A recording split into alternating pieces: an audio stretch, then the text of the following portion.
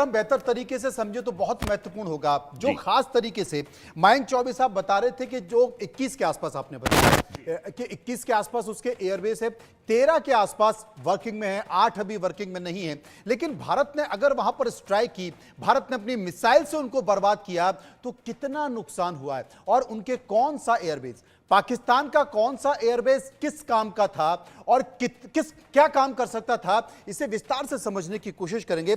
Colonel retired Mayank Choubey साहब मेरे साथ मौजूद। मयंक जी आइए, मुझे लगता है कि थोड़ा दर्शकों का अगर हम समझाएंगे तो बहुत बेहतर तरीके से होगा, क्योंकि ये जानना बहुत जरूरी है कि आखिर किस एयरबेस को कैसे नुकसान पहुंचाया गया। आप यहां आ जाइएगा। अब ये तमाम आप देखें कि पाकिस्तान के 11 एयरबेस है मयंक साहब, और इन 11 बेसेस में किस एयरबेस की क्या खासियत है, हम मुरीद से शुरू करते हैं। मुरीद के बारे में बताएं। मैं चाहूंगा कि मैं मुरीद से शुरू कर देते हैं जी। मुरीद जो है वो चकवाल डिस्ट्रिक्ट पंजाब में स्थित है। अच्छा। इस एयरबेस की खासियत है यहां से वो ड्रोन्स चले हैं जो भारत की तरफ उड़कर आए थे। अच्छा, वो यहीं से चले थे? जी हाँ, ठीक है। ये एयरबेस जो है यूएवीज और यूकैव्स यानी कि अनमैन्ड एरियल व्हीकल्स और अनमैन्ड कॉम्बैट एरियल व्हीकल्स को बैन करता है। जी। दोनों में थोड़ा सा फर्क ये है कि अनमैन्ड एरियल व्हीकल जो होते हैं वो टोही होते हैं, जाके कैमरा लेके जाते हैं, ऊपर उड़ के सर्वे करते हैं, फोटो खींचते हैं और वो इंटेलिजेंस जो है वो नीचे बेस तक पहुंचाते हैं। ओके। यू कैव जो होता है वो अनमैन्ड कॉम्बैट एरियल व्हीकल होता है, यानी उसमें आदमी नहीं बैठा है परंतु वो कॉम्बैट के काम में आता है। यानी वो या तो अपने आप को डिस्ट्रॉय करता है या उसके ऊपर कोई पेलोड होता है जो जाके बम इत्यादि जो है वो टारगेट पे गिरा सकता है। ये दोनों में बेसिक फर्क रहा। मुरीद एयरबेस में ये दोनों के दोनों मौजूद थे। ये मुरीद एयरबेस जो है ये इस्लामाबाद से 100 किलोमीटर की दूरी पर स्थित है दक्षिण में। अच्छा जी, वो आपका लाइन यहां तक मैं समझ गया। हाँ। जी। अच्छा, इसकी खासियत ये है कि यूएवी और यूकैप का बता दिया प्राइमरी बेस है। ये नॉर्दर्न कमांड के अंडर में आता है और इसमें मात्र एक एस्फाल्ट का रनवे है। ओके। यानी कि अगर आप इस पर अटैक करते हैं और आप उसके एक रनवे को डिस्ट्रॉय कर देते हैं, इसके पास में बगल में कोई पैरेलल टैक्सीवे नहीं है, तो आपके यूएवी यूकैप जो है वहां से टेक ऑफ नहीं कर पाएंगे, जो कि वहां से रनवे की मदद से टेक ऑफ करते हैं। ठीक है। ये ऑब्जेक्ट्स जो हैं या तो गुलेल की तरह से फायर भी हो सकते हैं या फिर रनवे पे दौड़ के भी फायर हो सकते हैं। कई तरीके से ये उड़ते हैं। अब दूसरे एयरबेस पे चलते हैं। स्कार्दू। जी। स्कार्दू एयरबेस जो है वो गिलगिट बल्तिस्तान में स्थित है। ये वो एयरबेस है जो कि नॉर्दर्न एरिया में ऑपरेशंस में हमेशा काम आता है।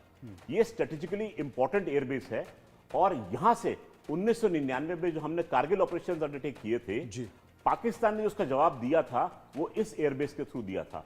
भारत हर ऑपरेशन में सबसे पहले स्कार्दू एयरबेस को पकड़ता है कि इसको निपटाना है। जी।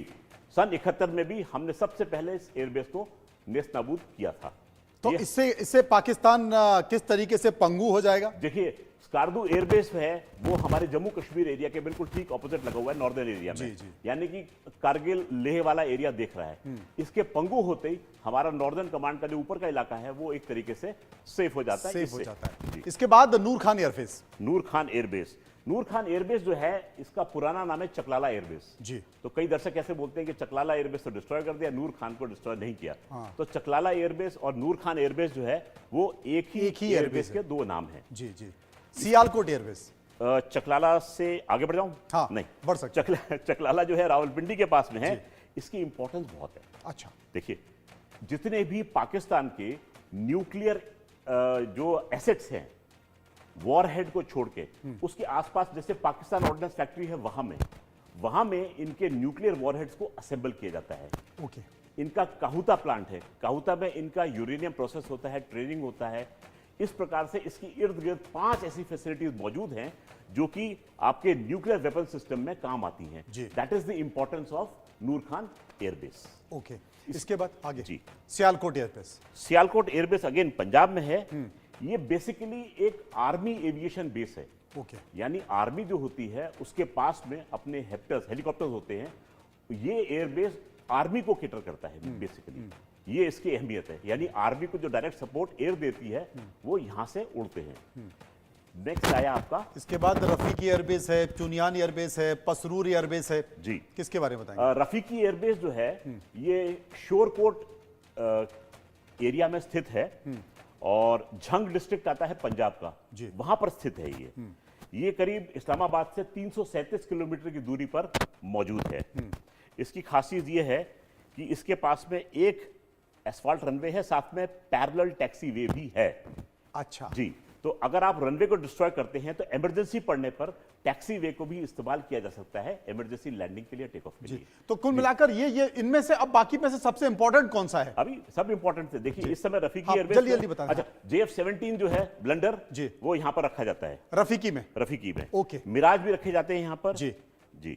अब आते हैं नेक्स्ट, कौन सा है आपका? सरगोदा एयरबेस। हाँ, सरगोदा एयरबेस जो है बहुत खबरों में रहा है because of the Kirana hills project. Okay. यहां से 7 किलोमीटर की दूरी पर किरना हिल्स है। सरगोदा एयरबेस में F-16 विमान होता है। F-16 विमान आपके न्यूक्लियर वेपन्स को ले जा सकता है।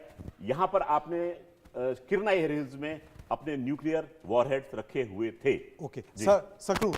हाँ, सखर एयरबेस अगेन ये सिंध में स्थित है सखर, और नॉर्दर्न सिंध में आता है। और ये एक एयरबेस ऐसा है जहां पर कि सिविल और मिलिट्री दोनों को कैटर करता है ये। ओके जी।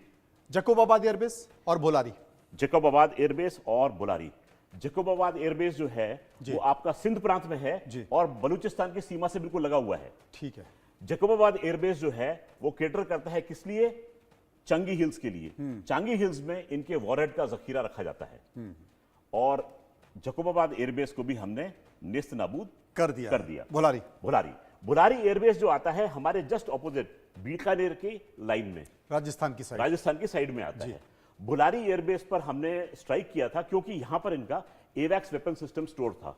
तो हमने सीधा हैंगर पे चोट करी और उस हैंगर में 40 लोग अंदर काम कर रहे थे, 12 लोग बाहर थे। उन 40 में से 5 जो है वो इंजर्ड हुए।